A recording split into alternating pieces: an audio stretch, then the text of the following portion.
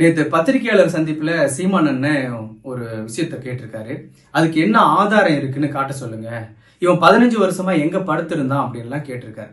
அதுவே ஒரு ஆதாரம் தான் எடுத்து காட்டுறோம். அப்புறம் அதுக்கு ஒரு ஆதாரத்தை எங்கிருந்து கொண்டாந்து காட்டணும்னு எதிர்பார்க்கிறாருன்னு எனக்கு தெரியல.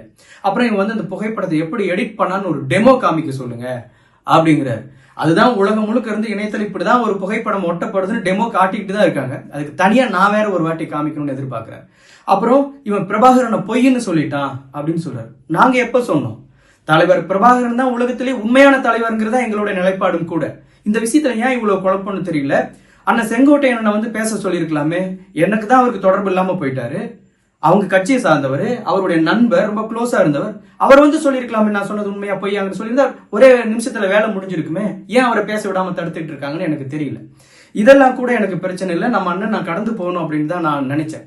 ஆனா நேத்து திரும்பவும் என்னை பத்தி ஒரு முழு பொய்ய சொல்லியிருக்காரு. அதனாலதான் நான் விலைக்கு சொல்ல வேண்டிய ஒரு தேவை ஏற்பட்டிருக்கு. வன்னியர் உள் ஒதுக்கீடு சம்பந்தமா ஒரு பிரச்சனை வரும்பொழுது இவர் குரல் கொடுத்ததுக்கு நன்றி சொல்லும் விதமா கூப்பிட்டு அவர்கிட்ட பேசிட்டு, ஆனா சமூக நீதி சார்ந்து நீங்க குரல் கொடுக்குறீங்க, ரொம்ப நன்றி. சமூக நீதி சார்ந்து நம்ம எந்த இடத்துல கை வச்சாலும் அது தந்தை பெரியார்ல தான் போய் முடியுது. தந்தை பெரியார் தான் இதுக்கு மூல காரணமா இருக்காரு. நீங்க எந்த நிலைப்பாட்டை எடுத்தாலும் பெரியாருக்கு எதிரான நிலைப்பாட்டை, பெரியாருக்கு எதிரான நிலைப்பாட்டை எடுத்துட வேண்டாங்கண்ணா அப்படின்னு டப்புன்னு போனை கட் பண்ணார். திரும்பவும் நான் கூப்பிட்டு சொல்றேன், சரிடா தம்பி அப்படின்ட்டு போனை வச்சார். ஏன்னா நான் அப்படி சொன்னது அவருக்கு பிடிக்கல. ஆனா இன்னைக்கு என்ன பத்திரிகையாளர்கிட்ட சொல்லியிருக்காரு அப்படின்னா, ஆனா வன்னியர் மக்களை கைவிட்டுறாதீங்க, வன்னியர் மக்களை எப்படியாவது காப்பாத்துங்க அப்படின்னு சொன்னா, நான் சரிடா தம்பி நான் வன்னியர் மக்களை கைவிட மாட்டேன் அப்படின்னு சொன்னேன் அப்படின்னு ஒரு உண்மைக்கு மாறான ஒரு தகவலை சொல்லியிருக்காரு. இது அண்ணன் மறந்துட்டு சொல்லியிருப்பாரு அப்படின்னு நான் எடுத்துக்க முடியாது. ஏன்னா நான் பேசுனது அப்ப பிடிக்கல, அவர் மனசுல ரொம்ப ஸ்ட்ராங்கா பதிஞ்சிருக்குது.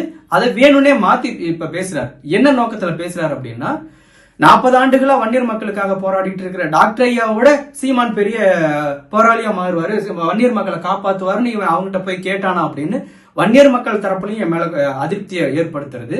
ரெண்டாவது வந்து பெரியாரிஸ்டுக்கு மத்தியில இவன் வன்னியர் மக்கள் சார்ந்து ஏதோ சாதிய சிந்தனையோட பேசியிருக்கான் போல இருக்கு அப்படின்னு இவங்களுக்கு மத்தியிலையும் ஒரு அதிருப்தியை ஏற்படுத்தணும்னு நினைச்சு அண்ணா இப்படி ஒரு உண்மைக்கு மாறான செய்தியை சொல்லியிருக்காரு.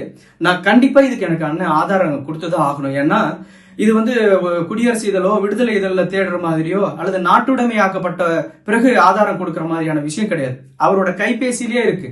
ஏன்னா அவரோட பல கைபேசி உரையாடல்களை பதிவு செய்யப்பட்டு இணையத்துல நான் கேட்டிருக்கேன். இதுவும் அவர் எல்லா கைபேசி உரையாடலையும் பதிவு பண்றாரு. தயவு செஞ்சு கொஞ்சம் பின்னாடி போய் நான் என்ன பேசணுங்கிறத எடுத்து பொது வெளியில போட்டா நான் ரொம்ப மகிழ்ச்சி அடைவேன். ஏன்னா நான் பேசுனதுக்கு உண்மைக்கு மாறா ஒரு விஷயத்த சொல்லியிருக்காரு. தயவு செஞ்சு அவர் எடுத்து அந்த ஆதாரத்தை வெளியிடணும் அப்படின்னு கேட்டுக்கிறேன்.